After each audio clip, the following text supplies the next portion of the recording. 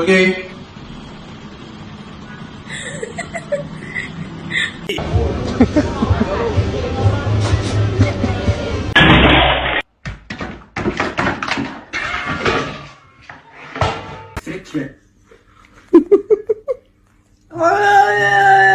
Can someone explain to me why my cat's obsessed with my bras?